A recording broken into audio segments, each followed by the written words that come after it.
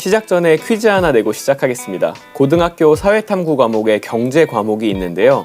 전체 고등학생 중에 몇 명이나 이 과목을 수강하고 또 수능 시험에 응시할까요? 1%입니다.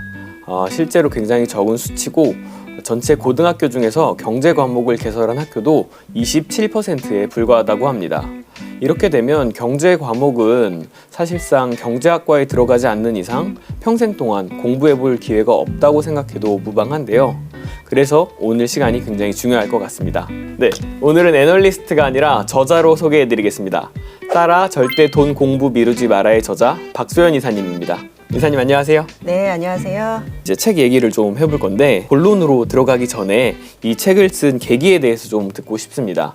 이사님은 전문 분야에서 오랜 기간 단단하게 커리어를 다져오신 분이니까 그 분야에 대해서 얘기할 수도 있고 아니면 좀 더 전문적인 서적을 쓰실 수도 있었을 텐데 사회 초년생들이 경제에 대해서 처음 공부할 때 읽을 만한 그런 책이라고 생각되거든요. 이런 컨셉의 책을 쓰신 이유가 따로 있을까? 그게 좀 궁금했습니다. 네, 뭐 이게 약간 제 개인적인 부분이긴 한데요. 제 어머님이 좀 이른 시기에 암으로 좀 돌아가셨었어요. 딱 제 나이 정도였고요. 저희는 지금 3녀 1남인데 그때 제 막내 동생이 초등학교 5학년이었거든요. 그때 제가 이제 깨달았던 거죠. 아, 이게 자신의 의지와 관계없이 삶이라는 것이 갑작스럽게 중단될 수 있다. 최대한 후회 없이 살아야 되지 않겠는가. 제 아이들에게 얘기하고 싶은 것들을 좀 정리할 필요가 있지 않을까? 그렇게 이제 어슴푸레 생각만 하고 있었거든요. 근데 이제 시중에 나와 있는 대부분의 책이 굉장히 좀 직설적이기도 하고 남성 위주의 책이 상당히 좀 많은데 딸에게 쓰는 좀 따뜻한 책을 좀 써보고 싶다고 하셔서 제가 쓰고 싶었던 책의 컨셉과 좀 잘 맞아서 그렇게 또 진행을 하게 됐습니다. 설명을 직접 들으니까 또 좀 더 와닿는 부분이 있는 것 같습니다. 특히 이 경제에 관련된 서적들 저는 되게 자극적이라고 느끼거든요. 뭐 이것 하면은 부자가 될 수 있다. 공격적이고 적극적인 책들이 많은데 딸에게 말하는 듯한 이 톤 앤 매너, 따뜻한 경제 서적처럼 읽었던 것 같습니다. 그럼 본격적으로 책 이야기로 넘어가 보겠습니다. 책 순서로는 두 번째 챕터가 되는데요. 주식시장의 심리에 관한 이야기입니다. 이제 우리가 주식 투자를 할 때 그래도 투자 경험이 좀 있는 분들은 다트 같은 전자공시 시스템 들어가서 투자하고자 하는 기업의 재무 상태나 또 다른 신문 기사 같은 거 찾아보면서 산업에서 어느 정도의 영향력을 가지고 있고 지배 구조는 얼마나 단단한지 이런 것들 많이 살펴보거든요. 그런데 정작 투자할 때는 이런 정보만큼이나 심리가 중요하다. 이런 이야기를 하셨어요. 이게 정말일까요? 제가 오래전에 선배랑 얘기를 하다가 그 선배님께서 그런 얘기를 하신 적이 있어요. 투자 고수들은 이게 투자 관련된 서적을 읽는 게 아니라 불경을 많이 읽는다. 이런 얘기를 하시더라고요. 그 이유가 뭐냐라고 했더니 투자에 있어서는 심리가 그 무엇보다 굉장히 중요하다.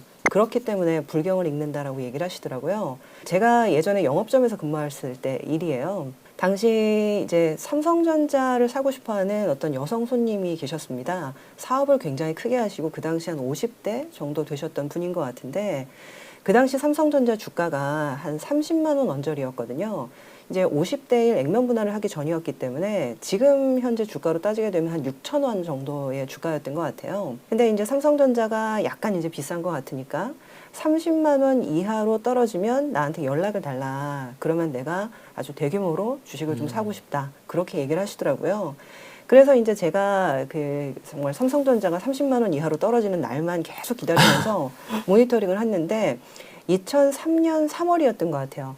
그때 이제 9.11 테러의 책임을 물어서 미국이 이제 이라크를 침공을 하겠다라는 얘기가 나왔고요. 아, 이제 전쟁이 일어나나라고 해서 그때 삼성전자 주가가 드디어 29만 원까지 떨어졌습니다. 그래가지고 제가 그분한테 전화를 드렸거든요. 사모님, 드디어 말씀하셨던 주가가 왔습니다. 29만 원대인데 지금 매수할까요? 라고 했더니 갑자기 10초간 정적이 흐르더라고요. 그러면서 나중에 전화 드릴게요 하고서 끊으셨어요. 그 이후로 전화가 안 오시더라고요. 그 당시를 한 달 정도 맴돌다가 그 다음부터는 이제 파죽지세로 상승하기 시작을 해서요. 다시는 그 가격이 안 왔습니다. 그분은 공부도 많이 하셨고요.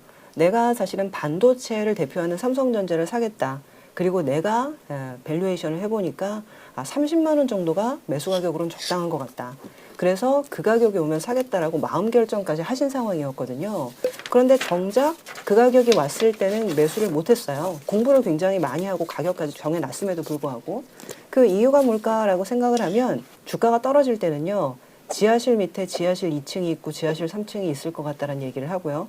올라갈 때는 달나라까지 시세가 갈 것 같다는 얘기를 하는데 그 마음을 사실은 통제하지 못해서 그랬던 게 아닌가. 심리가 중요하다. 뭐 이런 앙드레 코스톨라니의 말도 있는데 그런 부분들을 좀 다시 생각을 하게 되는 부분이 있는 것 같습니다. 나름대로 판단해 놓은 게 있을 텐데 심리의 힘이 그렇게 강력하게 이걸 다 부정하고 조금 더 기다려보자 했지만 결국 그 기회는 오지 않고 버스가 떠나버린 이런 사례인 것 같아서 주식시장에서 심리가 정말 얼마나 중요한지 잘 알려주는 이야기였던 것 같습니다. 그러면 이제 우리가 돈 공부에 앞서서 돈의 심리학을 공부해야 하는 이유가 있을까요? 그 경제학에 보면요, 그 세테리스 파리부스라는 라틴어가 있습니다. 모든 조건이 동등하다면이라는 뜻이에요.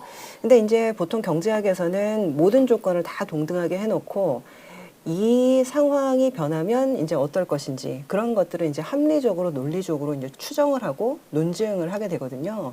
근데 통상 이제 인간사는 그렇게 움직이지 않는다는 거죠.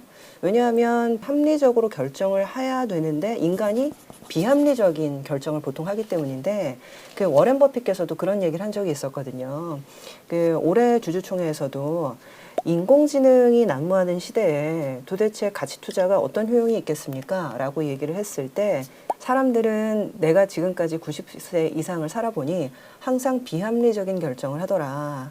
그래서 사람들이 바보 같은 결정을 할 때 분명히 기회가 오고 그 기회가 오게 되면 찰리와 나는 그 기회를 찾아서 돈을 벌 수 있을 거라고 생각을 한다. 이렇게 대답을 하셨는데 어떻게 보면 가치 투자의 핵심이라는 생각이 좀 들더라고요. 그래서 일단 돈의 심리가 굉장히 좀 중요하다. 다시 한번 말씀을 한번 드려봅니다. 버핏 같은 현인들은 이제 그 선택을 통해서 돈을 벌었지만 저는 주로 바보 쪽에 계속 있었기 때문에 모든 사람이 대부분 그렇죠. 저는 주로 네. 바보 사이드에 있었던 입장이라 이게 굉장히 좀 공부를 꼭 해야 될 것 같습니다. 저도 사실 마찬가지인데 바보가 되지 않으려고 노력을 하는 것만 해도 금융시장에서 많은 기회들이 열려 있는 거죠. 네.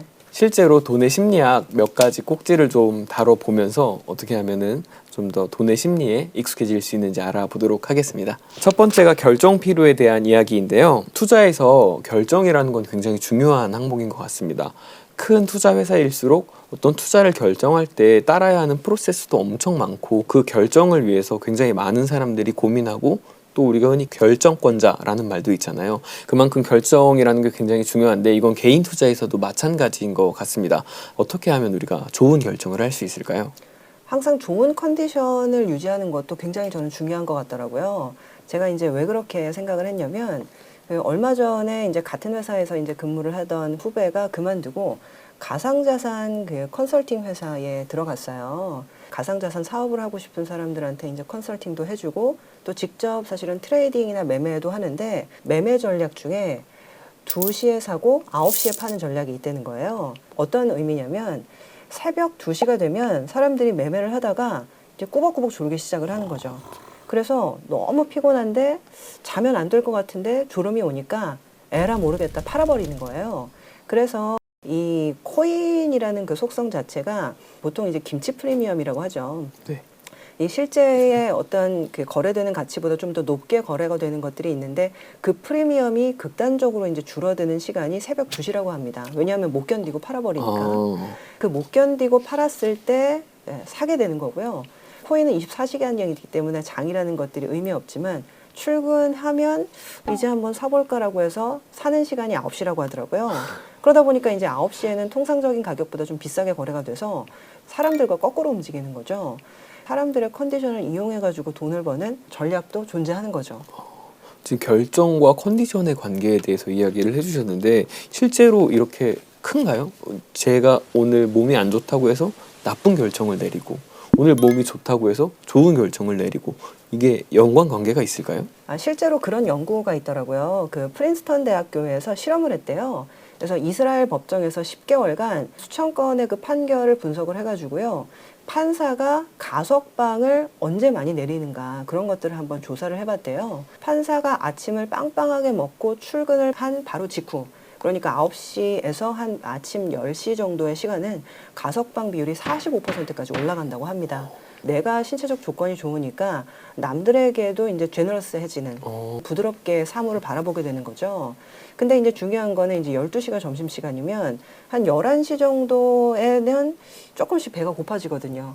그러다 보니까 11시부터 12시까지는요, 가석방 비율이 15%까지 급감을 한다고 합니다. 배가 고프니까 기분도 나쁘고 가석방을 해주고 싶지는 않고, 그리고 재밌는 거는 그 바로 직전, 그러니까 12시부터 11시 45분, 그 딱 15분 시간에는요, 가석방 비율이 거의 0%에 달한다라는 얘기가 있더라고요.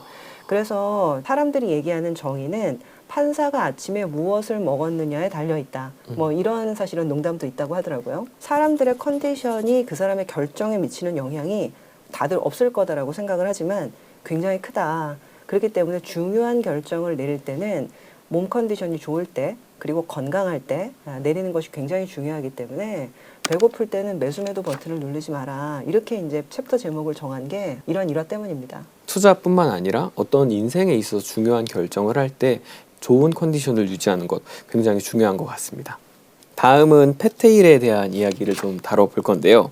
이 패테일이라는 게 쉽게 말하면 설마가 사람 잡는 상황이라고 할 수 있겠더라고요. 이런 일은 일어날 리가 없다, 그럴 리 없다라고 생각한 일이 그때 일어나는 것, 이런 패턴이 또 금융시장에서는 꽤나 자주 반복적으로 일어나고 있습니다. 먼저 패테일에 대해서 좀 구체적으로 설명을 해주실 수 있을까요? 네, 고등학교 때 정규분포라는 것들을 아마 아실 겁니다. 테일이라는 거는 꼬리잖아요. 꼬리가 뚱뚱한 거죠. 그래서 의외로 사실은 사람들이 거의 일어나지 않을 거다라고 하는 일이 실제 우리가 사는 현실에서는 생각보다 많이 일어난다. 그러니까 꼬리가 사실은 뚱뚱한 것이 정규분포가 아니라 세상의 현실이라는 거죠. 이 책에도 썼던 예인데요. 1915년도에 1차 세계대전이 한창인 시기였었어요. 그때 이제 루시타니아호라고 해가지고요. 런던과 그 미국을 왕복하는 초호화 여객선입니다. 그래서 여기에 이제 사람들이 굉장히 좀 많이 타고 있었는데 그 아일랜드 부근을 지나다가 갑작스럽게 독일 잠수함이 전쟁 물자를 나르는 그런 이제 뭐 함정인 줄 알고 이거를 폭발을 시켜버려가지고 루시타니아호가 침몰을 하게 됩니다. 그때까지는 제1차 세계대전이 유럽 내에서만 일어나는 어떤 전쟁이었는데 그 유람선에 미국인이 타고 있었던 거예요. 꽤 많이, 한 150명 가까이. 이 루시타니아호의 침몰을 보게 되면서 사실 독일이 미국인을 공격했다라고 받아들일 수 있는 입장이었기 때문에 결국 미국이 1차 세계대전에 참전을 하게 되는 계기를 만들게 됩니다. 그 당시 주식시장이 뭐 전쟁은 벌어졌지만 의외로 내 삶에 미치는 영향은 없네라고 하면서 유유히 오르고 있는 상태였거든요. 그런데 이 루시타니아호가 침몰을 했다라는 소식이 전해진 이후에 일주일 동안 시장은 아주 속절없이 급락을 하게 됩니다. 루시타니아호는 뭐 한 100년 전 일이지만은 최근에도 그런 일이 있었거든요. 한 뭐 7, 8년 전 일이긴 하죠. 독일에 이제 마이너스 금리에 투자하는 상품이 있었는데요. 그 당시 이제 그 상품의 설계가 어떻게 되어 있었냐면은 마이너스 0.2% 이상의 금리만 유지하게 되면 고정적으로 한 4.2%의 확정 수익을 주겠다라고 약속을 한 상품이었고요. 독일의 국채금리가 마이너스 0.7% 이하로 떨어지게 되면 전액 손실을 볼 수도 있는 상품이었습니다. 근데 이제 그 당시 설마 독일은 전 세계에서 최강대국인데 마이너스 0.7% 이하면 거의 마이너스 1%인데 마이너스 금리라는 것들이 말이나 돼? 라고 하면서 그 상품에 상당한 많은 자금들이 들어갔었던 거예요. 근데 2015년도에 유럽 재정위기 이후로 유럽이 굉장히 이제 경기 침체가 오래 지속이 되다 보니까 실제로 독일의 국채 금리가 마이너스 0.7% 이하로 떨어지게 됩니다. 그런 것들을 보면 정말 절대 일어나지 않을 거다라는 일이 그때 일어났었고 그것이 사실은 손실로 귀결된 사례들이 있는 거거든요. 그래서 생각보다 우리가 절대 일어나지 않을 거라고 생각했던 일들은 종종 일어나기도 하고 그렇기 때문에 이 투자에 있어서 리스크 관리가 그 무엇보다 중요하다. 뭐 이런 것들이 사실 전형적인 또 패테일의 하나의 사례라고 볼 수 있겠죠. 대비를 해야 되긴 하겠지만 사실 예상할 수 있는 패테일이 아닌 거잖아요. 네, 맞죠. 예상할 수 없으니까 패테일이라는 건데 두꺼운 꼬리를 우리가 밟기만 할 것인지 밟았을 때 어떻게 대처할 것인지 이런 건 좀 어떻게 될까요? 평소에 이제 리스크 관리를 체화하는 것들이 굉장히 중요할 것 같아요. 사실 두 가지 방법이 있는데 첫 번째는 올인을 피한다? 라는 겁니다. 사실 올인이라는 용어가 이게 맞는지는 모르겠는데 올라가는 이 주가를 보게 되면 이 종목에 정말 올인을 해서 내 인생을 한번 탈바꿈 해보고 싶은 그런 욕망을 누구나 느끼게 되거든요. 그럴 때 올인하지 않고 오히려 철저하게 분산을 해서 내 포트폴리오를 지키는 것들이 굉장히 중요한데 보통은 그런 투자 안에 사실은 리스크를 모든 것들을 거는 그런 사실은 행위들이 있는 거죠. 그리고 두 번째는 그럴 때 보통 또 무리하게 레버리지를 많이 쓰십니다. 근데 이제 이 레버리지라는 것들이 내 생각이 잘 맞아 들어가게 되면 굉장히 좀 좋을 수도 있겠지만 오히려 내가 예상하지 않은 패테일 그리고 내가 예상하지 못한 리스크가 벌어졌을 때는 그 레버리지가 저한테 도돌이표로 벌을 주는 경우들이 굉장히 많거든요. 어떤 투자 원칙만 잘 지킨다라고 한다면 사실상 크게 실수하는 일은 없지 않을까 그런 생각을 하게 됩니다.